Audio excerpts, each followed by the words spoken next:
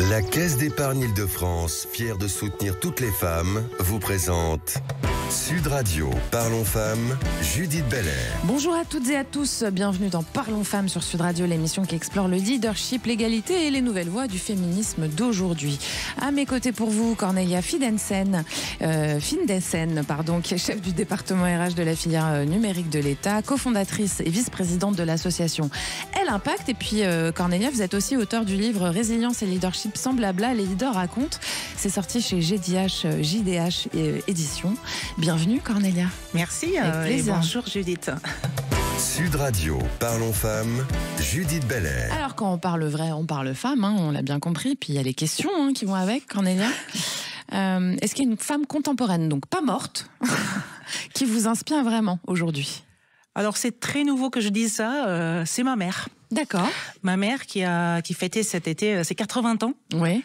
Et qui, plus elle vieillit et plus qu'elle a aussi des soucis de santé, notamment physique, un petit peu aussi déjà les oublis, mais plus je trouve qu'elle reste extrêmement fidèle à ses fondamentaux. C'est-à-dire quelqu'un qui a pas eu une vie toujours facile, qui a pas eu beaucoup de chance, ni en amour, ni en carrière. Elle a pas fait de carrière, elle a pas fait des grandes études, mais qui a toujours été d'une extraordinaire ouverture au monde, d'un amour absolument fou pour ce qu'elle était et ce qui l'entourait, donc qui nous a fait, malgré des difficultés dans la famille, nous a fait vivre une enfance de dingue. Dans notre quartier, tous mes camarades de classe l'appelaient Mouti, donc comme Angela Merkel. Donc c'était donc c'est vraiment franco-allemande. Oui, voilà. Donc c'était vraiment la maman aussi de plein d'autres. Il y avait tout le temps des jeunes qui étaient hébergés chez nous, parfois pendant des années, de façon plus ou moins officielle.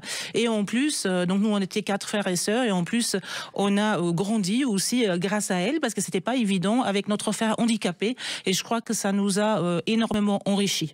Et en plus, voilà, si je suis là aujourd'hui aussi où j'en suis, c'est aussi un peu grâce à elle, parce qu'elle nous a toujours poussé à tout essayer dans la vie et à rester fidèle à nos valeurs. Donc sans être trop elle est merveilleuse, votre maman. Carriériste. Voilà. Elle est merveilleuse. Oui, elle est merveilleuse. Oui.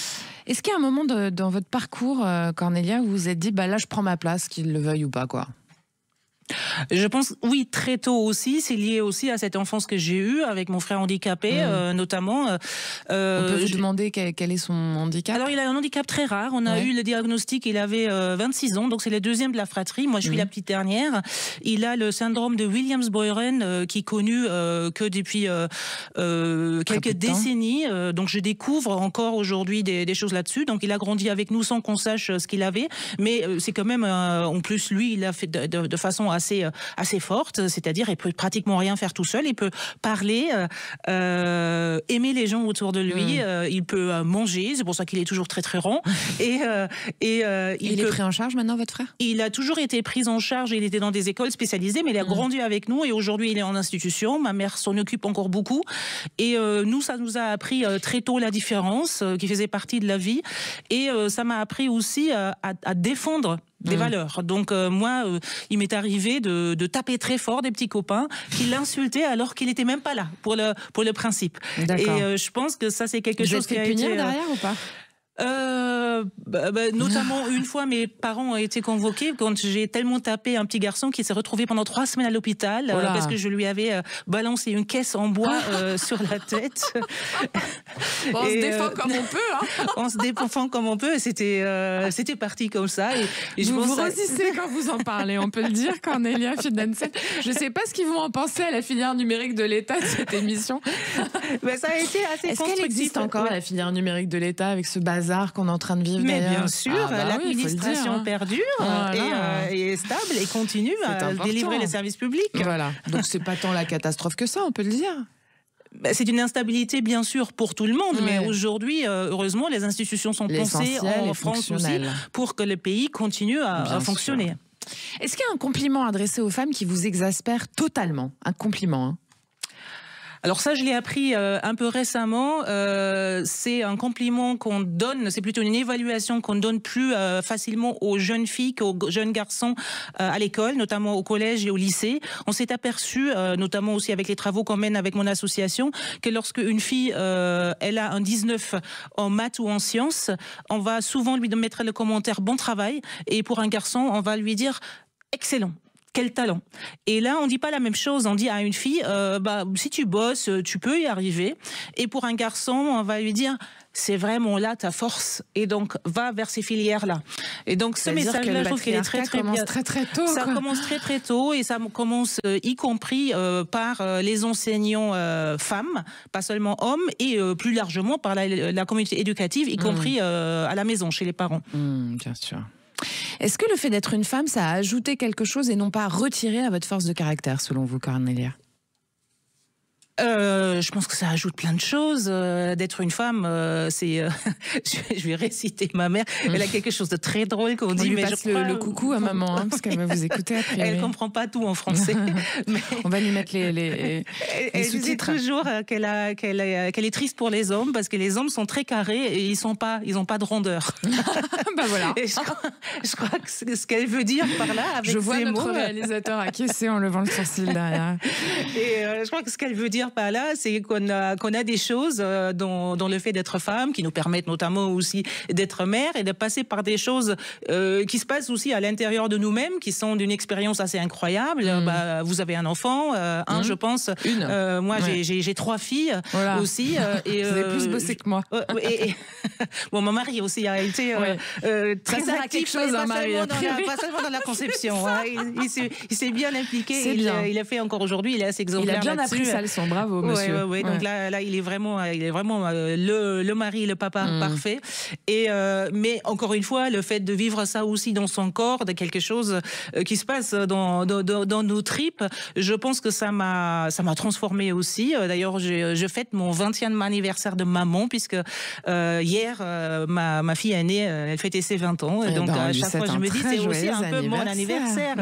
Et après, je pense qu'on est aussi, en tant que femme, parfois un peu plus résiliente, parce que ça, je l'ai appris plus tard avec un peu plus de recul, parce que oui, il faut encore plus se battre quand on est une femme. Et, mais on peut en faire une force. Bien sûr. Si vous pouviez offrir un super pouvoir à toutes les femmes du monde, qu'est-ce que ça serait ?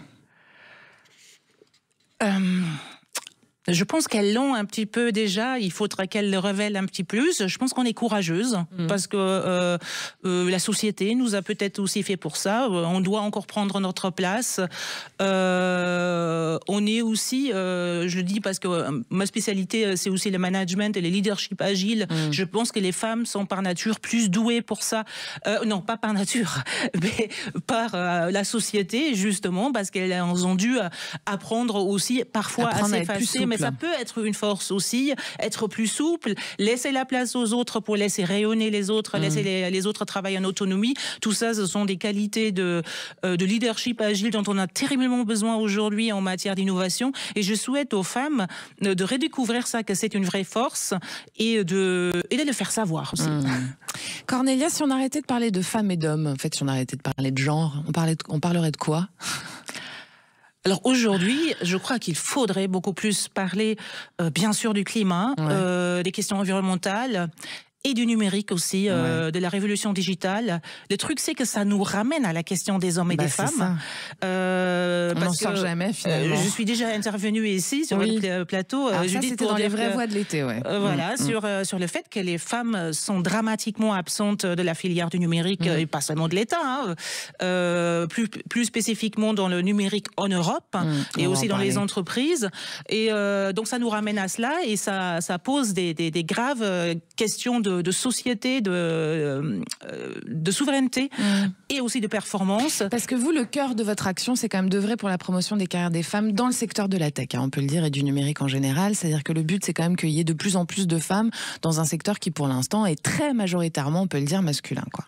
Alors, c'est l'une des missions clés vraiment de mon association, Elle Impact, où on pense vraiment qu'il n'y a pas assez de femmes dans l'entrepreneuriat, de l'innovation, donc dans les startups et dans les techs, qui elles produisent quand même les paradigmes de demain. Hein, et aussi pour avoir plus de femmes et de jeunes filles qui s'orientent vers les carrières de la tech et des sciences.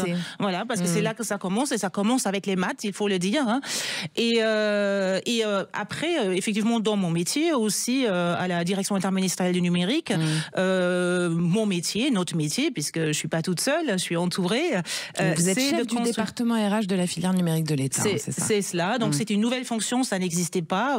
Donc je suis la première à occuper ce poste-là, et ça a été créé devant le constat que aujourd'hui l'État a été sous-staffé en compétences numériques, qu'on a besoin de largement réinternaliser ces compétences-là et de construire en interne aussi ces compétences-là.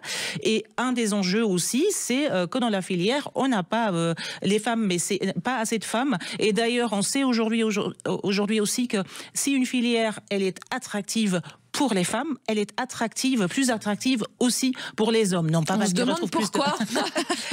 Parce que ça veut souvent dire qu'on va avoir un management aussi plus respectueux, plus agile justement, et qu'on va souvent être dans des organisations qui sont moins encroûtées, si je peux m'exprimer ainsi. Donc effectivement, en travaillant l'attractivité pour les femmes, on travaille l'attractivité employeur tout court, et on a besoin aussi dans le numérique, parce qu'encore une fois, les compétences hommes et femmes nous font aujourd'hui cruellement défaut, et en particulier les femmes. Alors 2 mots sur votre livre, parce qu'on n'a plus beaucoup de temps avant la coupure, mais quand même 2 mots sur votre livre qui s'appelle donc Résilience et leadership sans blabla, les leaders racontent. Résilience et leadership, ça va ensemble. Ouais, quand même. Faut le dire. Bon, c'était ma question au départ quand j'ai commencé à écrire le livre. Donc c'est un livre que j'ai écrit quand j'étais moi-même en pleine crise. Et j'avais déjà eu l'idée de l'écrire un peu avant. Et après, je commençais à être dans cette crise. Et c'était d'ailleurs en pleine Covid. Et là, je me suis dit, bon, c'est peut-être plus facile d'aller questionner d'abord d'autres leaders qui sont là avec le Covid, au premier confinement en pleine... Donc je l'ai lancé en pleine l'écriture, en pleine confinement. Et je me suis dit, je voudrais bien savoir si eux, ils pensent que c'est la même chose, qu'on peut pas être un bon leader si on n'a pas appris à gérer les crises, et si on n'a pas quelque part accepté que la crise est presque la normalité et qu'il faut être résilient. C'est nécessaire. C'est ça. C'est même nécessaire pour grandir. Allez, on parle femmes, parce qu'on parle vrai, hein, vous aurez compris sur Sud Radio. Vous restez avec nous, on revient dans un instant avec Cornelia Fidesen, qui est chef du département RH de la filière numérique de l'État, cofondatrice et vice-présidente, mon Dieu, de l'association Elle Impact. À tout de suite. La Caisse d'épargne Île-de-France, fière de soutenir toutes les femmes, vous présente Sud Radio. Parlons femmes, Judith Belair. Quand il s'agit de femmes, pas de tabou, pas de détour sur Sud Radio, on dit les choses telles qu'elles sont. Aujourd'hui, Parlons femmes, c'est avec Cornelia Fidesen. Hein. Puis on parle leadership aussi avec vous. Cornelia, vous êtes chef du département RH de la filière numérique de l'État, cofondatrice, vice-présidente de l'association Elle Impact et auteur du livre Résilience et leadership sans blabla, les leaders racontent. Alors, on a commencé à dire juste avant la coupure que résilience et leadership, ça va forcément ensemble. Alors, j'ai envie d'ajouter un truc par-dessus ça, moi, c'est que les femmes, elles sont forcément résilientes. Donc elles sont forcément des meilleurs leaders, on peut le dire ou pas? Je ne sais pas si elles sont les meilleures leaders, mais encore une fois, oui, j'en ai vu beaucoup de leaders absolument impressionnants, des leaders femmes. Il y avait par contre une étude du Monde, ça date déjà il y a plusieurs années, qui avait dit que pendant longtemps, on avait vu que beaucoup de femmes qui étaient arrivées très très loin dans leur carrière l'étaient aussi parce qu'elles étaient presque un exemple exacerbé du leader très conventionnel homme. Donc ils avaient joué à fond le leadership à l'ancienne et qu'elles avaient besoin de cela pour réussir dans la carrière. Et je crois qu'aujourd'hui, on laisse un peu plus les femmes aussi venir avec des expériences différentes, et je crois encore une fois, absolument, et elles apportent autre chose. Alors je crois toujours pas que ce soit lié à nos gènes ou à nos hormones, mais je crois qu'encore une fois, on se construit encore dans cette société différemment. On a certainement dû un peu plus aussi, hein. On accouche et encore une fois on doit se battre plus. Je reprends l'exemple de tout à l'heure, dans les évaluations à l'école, on nous pousse pas pareil que les garçons, et je suis tombée il y a 2 ans sur le fait que même en matière d'argent de poche, on touche pas la même chose quand on est une petite fille qu'un garçon en France, hein, et c'est les mamans qui donnent l'argent de poche. Donc il faut depuis le début. C'est quoi la moyenne de l'argent de poche en France? J'ai plus le chiffre en tête, mais ça dépend de la moyenne d'âge. Ouais. Mais la différence, ça pouvait aller vraiment aller à 25%, donc un peu comme les gaps.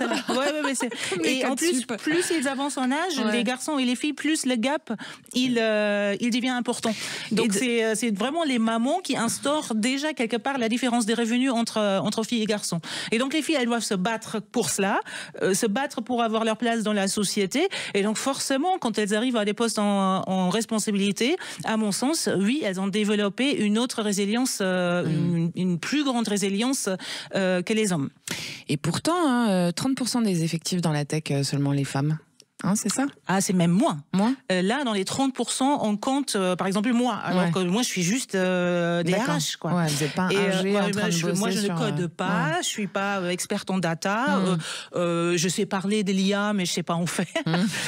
Si, je sais utiliser de ChatGPT comme bien nous tous. Sûr, voilà. Bien sûr. Même, je suis même assez à l'aise maintenant avec ça. Mais voilà, je suis pas un expert, une experte en IA. Donc, je suis experte du secteur, mais pas de la tech. Donc, quand on ramène vraiment aux métiers les plus techniques, on va plus tous se situer entre 11 et 15%. Donc, c'est vraiment extrêmement bas. Et d'ailleurs, on le voit y compris, mais c'est pas du tout une exception. Hein. Donc, la direction interministérielle du numérique, elle est à l'image de tout ce qui se passe en France. Donc, c'est pas une exception administrative, mais vous allez trouver les femmes chez moi, dans mes équipes RH, à la communication et dans tout ce qui est administratif et financier et budgétaire. Et en Allemagne, c'est comme ça aussi, Cornelia? Oui. C'est comme ça dans toute l'Europe? C'est dans le monde entier? Non, c'est pas du tout fait dans le monde entier. Vous avez l'Asie où il y a pratiquement autre chose. Vous avez beaucoup aux États-Unis? Les États-Unis, c'est un peu divisé. Je pense qu'aux États-Unis, ça va quand même mieux qu'en France et en Europe globalement, mais aussi parce qu'ils investissent beaucoup plus les métiers de la tech. On a un retard tout simplement aussi sur les métiers de la tech et les investissements massifs dans les outils. Après, ce qu'on voit dans les pays, on voit des développements. On va avoir pratiquement plus de femmes aussi ingénieurs et tech parce que ce sont des métiers qui sont véritablement qui donnent une indépendance. Et où on est sûr, parce que vous faites, je sais pas, en Égypte, des études littéraires, vous n'allez pas être assuré d'avoir un job, ou en Inde. Alors, les femmes qui veulent s'émanciper, elles se tournent automatiquement, ou même... Et on le sait aussi pour quelques pays encore très très machistes. On a orienté les femmes aussi parce que dans la tech on peut travailler à distance et c'est pas grave si on est complètement voilé et tout ça. Voilà. Mais il y a aussi vraiment cet effet libérateur par l'argent, par l'indépendance financière, qui a fait que les femmes, quand elles faisaient des études, elles s'orientent beaucoup plus facilement vers ces secteurs-là. Mais là, vous touchez un truc en France, c'est qu'il y a une autocensure des femmes en fait, qui se disent comme vous l'avez dit depuis le départ, elles ont pas été éduquées en ce sens-là, finalement, d'elles-mêmes, elles se disent je suis pas capable. Il y a ce sentiment d'imposteur. Oui, et on sait aujourd'hui aussi, les femmes sont aujourd'hui meilleures en langue. Ça, c'est les stats qui les disent. Elles ont des meilleures notes que les garçons en langue. Et de là, on déduit qu'elles sont forcément plus fortes en langue que en maths, alors qu'ils sont juste plus fortes en langue que les garçons. Voilà. Et ça les empêche pas de faire les maths. De se faire dépasser par des femmes. Attendez, je ne faudrait pas qu'elles nous dépassent partout, disent les hommes. Est-ce qu'il y a un modèle étranger, par exemple le modèle asiatique, pour vous, ça serait un bon modèle pour réinventer la place des femmes, justement, dans cet écosystème de la tech ? Je ne sais pas s'il y a un bon modèle. On dit par exemple du Japon qu'on n'a pas de problème d'avoir les femmes parce que les femmes sont aussi beaucoup sur les jeux vidéo. Je ne sais pas si c'est un modèle de société. Je crois qu'il faut vraiment qu'on trouve le nôtre. Il y a aujourd'hui, il y a 2 ans le rapport du Haut Conseil à l'égalité qui s'était penché sur la place des femmes dans le numérique. Donc à la fois sur la place des femmes dans le secteur du numérique, mais aussi tout simplement sur les réseaux sociaux. C'est dingue tous les constats qu'il a fait ce rapport. Là, mais dans les recommandations, il est assez clair. Il dit qu'il faut aujourd'hui non pas des quotas dans les recrutements, parce que moi, par exemple, je pourrais pas les tenir parce que j'ai pas assez de candidates. C'est ça le problème, en fait. Oui, mais il faut des quotas dans les formations. Donc moi, je suis les quotas, ça commence à la première, quoi. Enfin, ça commence à la première et ça commence aussi dans les écoles d'ingénieurs. C'est-à-dire que si on est orienté correctement en première vers les filières scientifiques et mathématiques, forcément, on va être plus tenté à aller vers une école d'ingénieurs derrière. Et c'est un travail aussi de sensibilisation qu'on fait aujourd'hui, notamment avec LM+, impact et qu'on fait assez massivement maintenant. On a construit des actions de sensibilisation où on voit d'ailleurs par visioconférence dans les salles de classe et on essaye d'évangéliser les filles, les jeunes filles pour les orienter, pour leur raconter les métiers scientifiques et notamment la tech.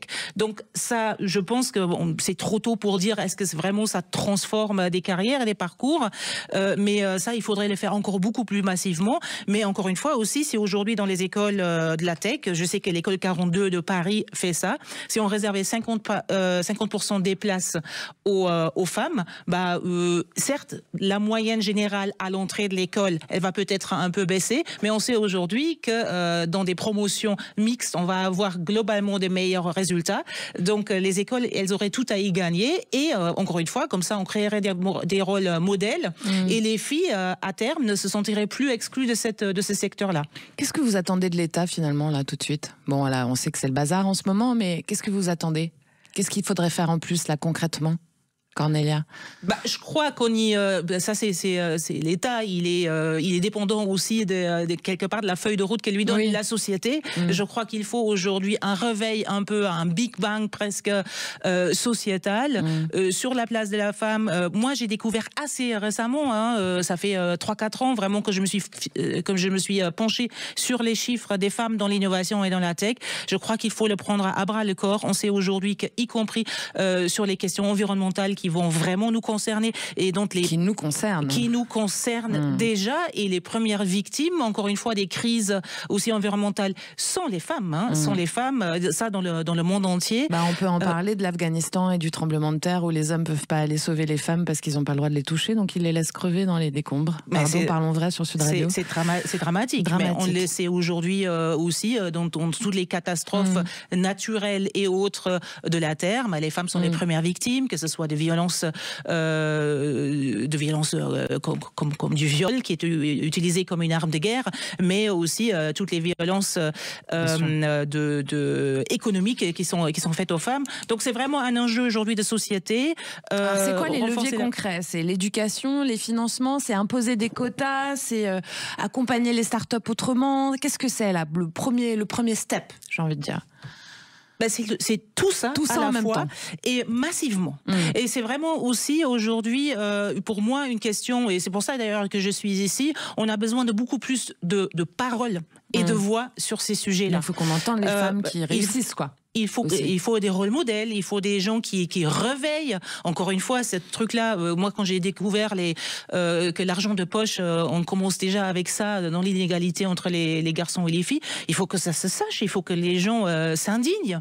Et il faut qu'on réfléchisse, y compris dans les familles là-dessus, et pas attendre que l'État fasse quelque chose. Vous avez raison au début de l'émission, c'est vrai que c'est aussi les mères qui ont un problème avec elles-mêmes, puisque c'est ce qu'elles enseignent à leurs propres filles, en fait. Il y a un problème de transmission d'un truc qui ne devrait pas être là, quoi, j'ai envie de dire. Oui, je reprends l'argent de poche et 80% de l'argent de poche est distribué par les mamans et pas par les papas. Et là, précisément, ce sont les mamas qui commencent, ce sont les mamans qui commencent à instituer cette inégalité. À partir de 3, on dit maman, non, c'est pas ça. Vous en avez 3, vous. Non, mais c'est ça que vous enseignez à vos filles tous les jours? Oui, mes filles sont très très engagées. Par contre, elles sont aussi, la deuxième, elle s'engage vers une matière scientifique, mais dans laquelle il y a déjà beaucoup de femmes. Elle s'oriente là vers la filière vétérinaire, donc médecine vétérinaire. Et ça n'a pas l'air de vous plaire, tiens, parce qu'il y a trop de femmes en fait. Ça serait vétérinaire, il n'y aurait pas assez de femmes. Ça me plaît beaucoup parce que elle est vraiment très très motivée. Ouais, donc mais s'il y avait moins de femmes, ça serait mieux quand même. Non, mais moi j'aurais adoré que mes filles donnent l'exemple en matière de cursus vraiment normalement réservé beaucoup plus ou pensé beaucoup plus pour les hommes. C'est pas le cas. J'ai encore une petite dernière qui n'est pas encore complètement décidée. On verra. Si vous avez un message à passer, tiens, à toutes les jeunes femmes qui nous écoutent et à vos filles, qu'est-ce que ça serait pour terminer l'émission? Alors moi, ce que j'ai dit à mes filles aujourd'hui, quelle que soit la filière que vous choisissez, devenez quand même super digital agile, quoi. Faites, quand vous pouvez faire des formations au codage juste pour comprendre c'est quoi la logique derrière, faites des formations au codage. Quand vous pouvez comprendre comment fonctionne la data ou l'IA, mais y compris aussi un peu derrière le moteur, devenez vraiment acquérir une culture digitale parce qu'on aura besoin aujourd'hui. D'ailleurs, ça c'est un conseil que je donne aussi à tous les garçons qui me demandent des conseils des carrières. Je pense qu'on a besoin aujourd'hui d'une génération qui soit à l'aise avec ces nouvelles technologies, qui soit à l'aise aussi avec les enjeux qu'il y a derrière. D'accord. Bah écoutez, je pense que c'est un message qu'on peut faire passer effectivement à toutes les jeunes filles et tous les jeunes hommes qui nous écoutent aussi. Voilà, et c'est ça qui permet aussi de prendre sa place dans le monde qui vient, qui est déjà et qui vient, et notamment pour les filles, il faut davantage prendre cette place. Le futur, c'est maintenant. Le futur, c'est maintenant, et il faut se le dire.